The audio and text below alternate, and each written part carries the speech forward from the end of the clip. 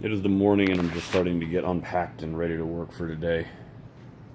A couple things going on. This is that salvage desktop I was talking about. It's still tacky. It's cold out.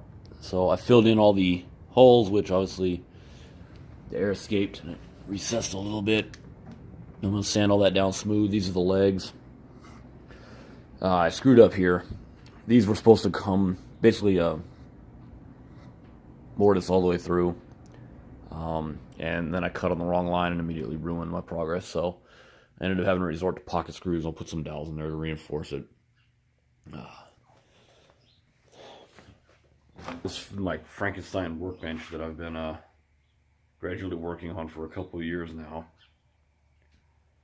Finally got it kind of the halves glued together. That's pallet wood I assembled, and then that was like a, I don't know, laminated tabletop that somebody gave me recently. I decided to combine the two, and I'll put legs on there, and then I'll fill in this notch here with a, basically I'll have a tool tray there where I can set stuff. That's the, that should be the bottom of it there. So, I'm not really videotaping any projects this weekend. I'm just trying to get things done. I've got a Diablo temporary blade on there. My Tenryu has run into some difficulties. I was cutting through a piece of wood somewhat carelessly recently, and I thought it was a brad nail. And then when I hit it, it turned out to be just like a giant stainless steel screw. So one of these teeth, I can't see it now because I'm filming, but one of these teeth has a little chip on it, and there's one there. Little chip, and then you can't see because it won't focus, but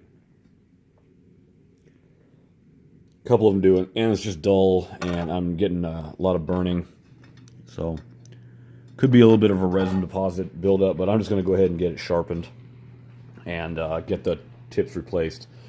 But this Diablo ripping blade is doing really, really well, actually. So I'm working on a couple cutting boards right now. So I got some maple and Paduke, and then I've already got some maple and walnut back there. And the garage is a mess because I got like 8 different things going on. So that is going to be a brick pattern. I'm going to go ahead and get that cleaned up, and then I'm going to get, it's basically going to be glued up like this with 1/4 inch walnut going across the top, book matched. Not that that part matters, but it's just to make the width. And then I'll cut it, rotate it on end grain, flip it, and I should have a brick pattern. This is going to be a second one. So I've got all these. Those are the longitudinal pieces here. I'm going to do another one with walnut bricks with maple grout, and then another one with maple bricks and Paduke. Probably a couple of them because I got a lot of Paduke. With Paduke grout in there as well. There's more walnut back there. But what makes a lot of this work a lot easier is that my joiner here is actually a pleasure to use for once.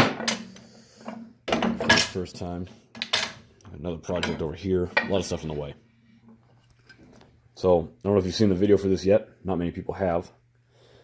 So, I finally got the Byrd Shelix for my very old Grizzly G1018.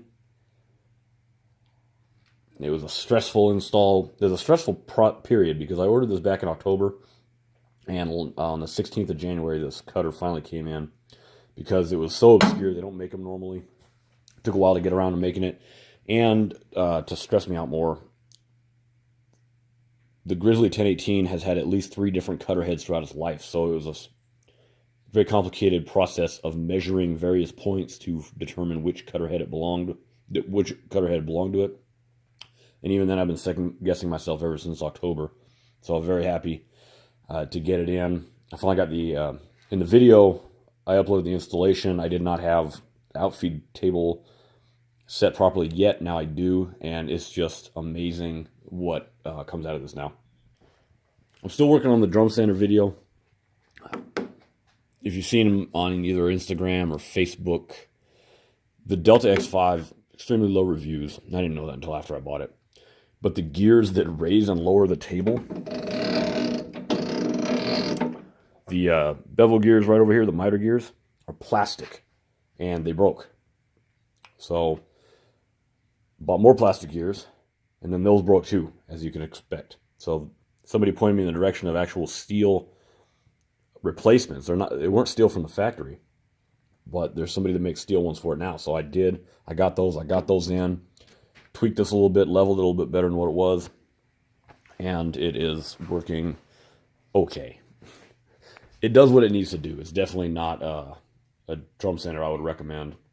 And then my West Systems epoxy has arrived with the low density filler and the fast hardener and the slow hardener, which is what I was using to fill in the holes on this tabletop here.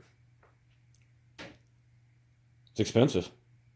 Hopefully it works. Hopefully it warms up and it dries.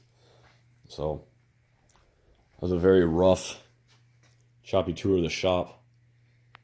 And I've been pushing a lot for subscriptions lately because YouTube is changing the way they do things for a while now. And unless you have 1,000 subscribers, you're kind of like a lower class, not a lower class, but a lower priority to them. So, videos are taking a little bit longer for me to make now. Yeah, I got that new computer that makes things a lot better.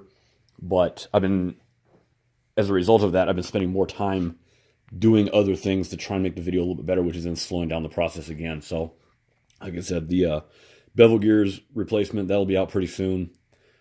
And just other ones of me just exploring and using the chainsaw mill and trying to get out. Pretty soon I'm going to try and rig up a jig for sharpening carbide bandsaw blades because I can't find anybody online that sharpens them. So I'll be doing that too. And various little advertisements pleading for you to subscribe to my channel. I need subscribes more than I need likes. And there was somewhere I was going with this, and I don't remember what it was now. Okay, it took me a couple minutes to remember, but now I do. So, a couple of videos I did the shipping crate. You can check that out. The baseball display rack made it to its destination. Customer, my friend, her son is extremely happy. And then I've also got a couple of the cutting boards done.